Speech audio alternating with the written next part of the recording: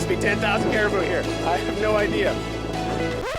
Hi everyone, Spencer Rempel here, YouTube vlogger and Northern Store employee, showing my experience working and living all across Canada's Great North.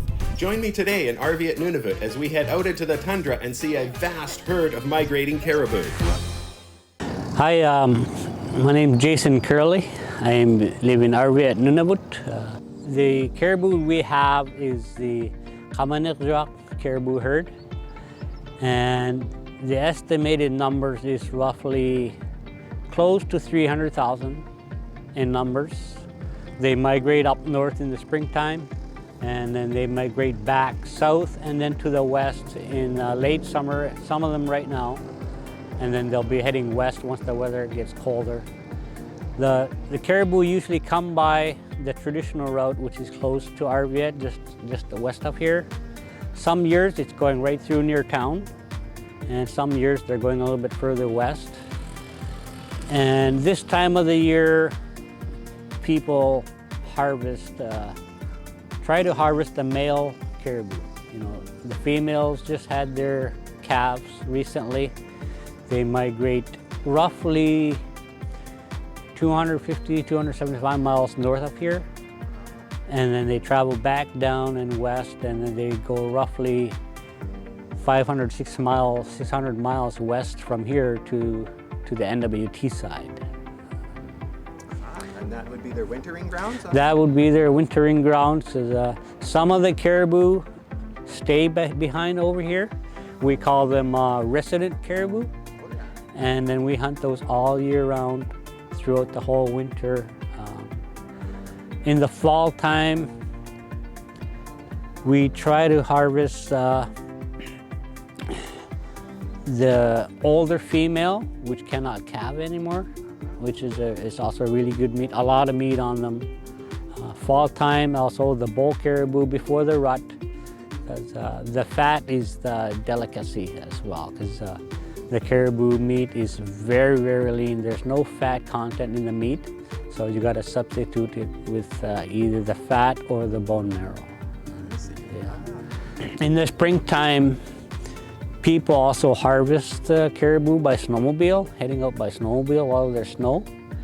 And again, the females are pregnant, so the people try to leave the pregnant females and again try to go for the older females that are not pregnant, as well as some of the bull caribou and the younger bull caribou. So different season of the year, you can harvest both male and the female. But people prefer to get the bull caribou and the young bulls most of the time. And different times of the year, you know, again for the bone marrow content and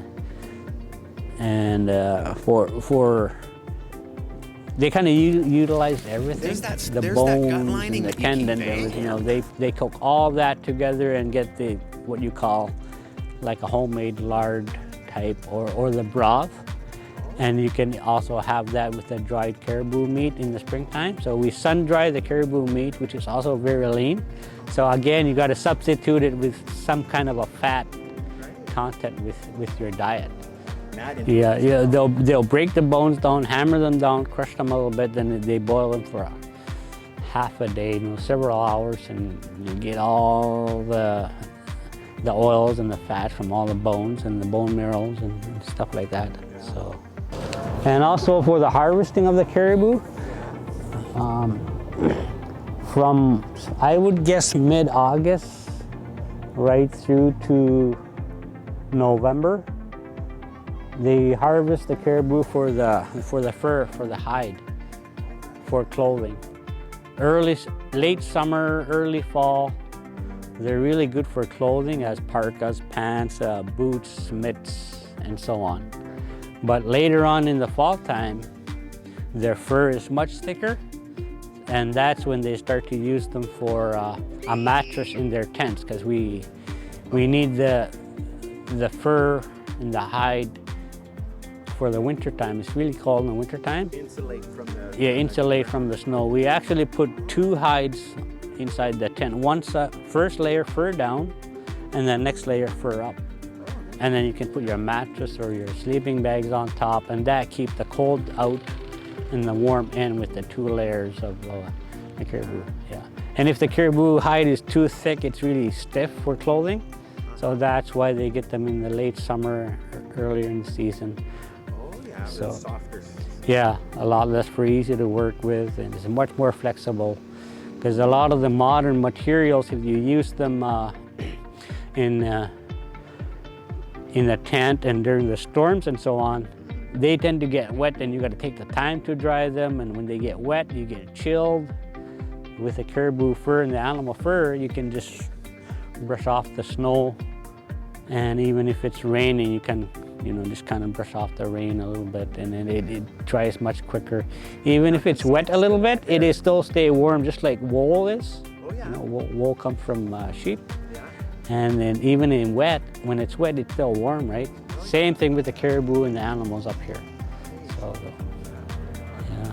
Oh, it's a real pleasure to run into you, and I sure thank you for taking Yeah, no problem. that time with me. I really appreciate it. Come by the office anytime. You're welcome anytime, and happy to talk you. some of the stuff. Thanks, Jason. You're welcome. Appreciate it. Good times here in Arviat. Thanks for watching. That is one massive herd. What an experience. Go north.